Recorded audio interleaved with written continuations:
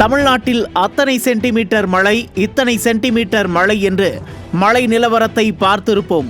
ஆனால் 2 நாட்களில் 10 கொலைகள், ஒரு வாரத்தில் 100 கொலைகள் என்று கொலை நிலவரம் கொடுத்து கொண்டிருக்கும் இந்த திமுக ஆட்சியில் யாருக்குமே பாதுகாப்பு இல்லை. பச்சை குழந்தைகள் முதல் பல்லு போன பாட்டி வரை யாரையுமே விட்டு வைப்பதில்லை கொலைகார கும்பல். சென்னை திருவொற்றியூரில் சாலையோரம் காய்கறிகள் விற்பனை செய்யும் கடை நடத்தி வந்த வயதான பெண்ணிடம் மாமூல் கேட்டு தகராறு செய்திருக்கிறார் ஒரு நபர்.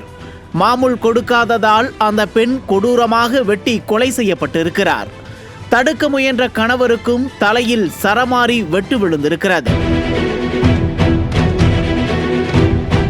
மாமூல் கேட்டு பிரச்சனை செய்யும் அளவுக்கு இவர்களுக்கு தைரியம் கொடுத்தது யார்?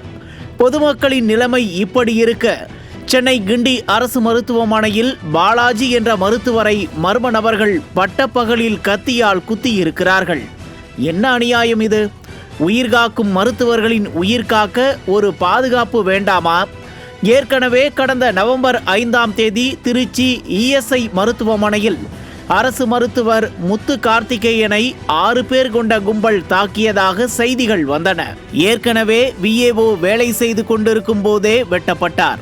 இப்படி அரசு அலுவலகத்திலும் அரசு மருத்துவமனையிலும் கூட பாதுகாப்பு இல்லை என்பது இந்த ஆட்சியில் சட்டம் ஒழுங்கு எவ்வாறு இருக்கிறது என்பதை பட்டவர்த்தனமாக காட்டுகிறது. கொடுங்குற்றங்களை கூட எந்த இடத்திலும் துளியும் அச்சமின்றி குற்றவாளிகள் செய்யலாம் என்ற அளவிற்கு சட்டம் ஒழுங்கை சீர்குலைத்துள்ள ஸ்டாலினின் அரசுக்கு தனது கடும் கண்டனங்களை தெரிவித்திருக்கிறார் எதிர்க்கட்சி தலைவர் எடப்பாடி கே பழனிசாமி.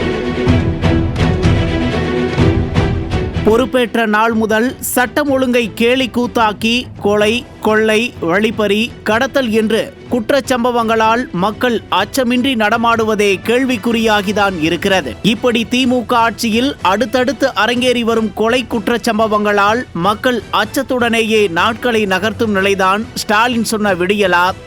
திமுக ஆட்சிக்கு வந்தால் பாலாரும் தேனாரும் ஓடும் என்று கம்பி கட்டும் கதையெல்லாம் சொல்லிவிட்டு இன்று கொலை நகரமாக்கி வைத்திருக்கிறது. இதேபோல திமுக அரசின் ஆட்சி தொடர்ந்தால் உலகில் கொலைகளுக்கான தலைநகரம் என்ற நிலையை தமிழகம் விரைவில் எட்டி பிடித்துவிடும் போல. இந்த கொலைகளில் பெரும்பாலானவை மதுபோதையின் தாக்கம்தான் என்று ஒருபுறம் தகவல்கள் வருகின்றன. டாஸ்மாக் விற்பனையை அதிகரிக்க விடிய அரசு எடுக்கும் நடவடிக்கைகள் எல்லாம் கொலைகள் அதிகரிக்கவும் காரணமாகி வருவதும் கண்கூடாக தெரிகிறது. ஆனால் இதையெல்லாம் கவனிக்க வேண்டிய உளவுத்துறையோ குரட்டை விட்டு உறங்கிக் கொண்டிருக்கிறது. தடுக்க வேண்டிய காவல்துறையோ என்ன செய்து கொண்டிருக்கிறது என்றே தெரியவில்லை. இத்தனை நடந்தும் துளியும் கண்டுகொள்ளாமல் தான் உண்டு, தன் விளம்பரம் உண்டு என்று இருக்கிறார் முதல்வர் ஸ்டாலின். இதுதான் ஸ்டாலின் தருவதாக சொன்ன விடியலா? விடியல விடியல, எங்களால முடியல என்று குமுறும் மக்களுக்கு என்ன பதில்? இதுதான் விடியல் ஆட்சியா? இதுதான் திராவிட மாடலா? இதுதான் திமுக ஆட்சி செய்யும் லட்சணமா என்று கொந்தளித்து கிடக்கிறார்கள் தமிழ்நாட்டு மக்கள்.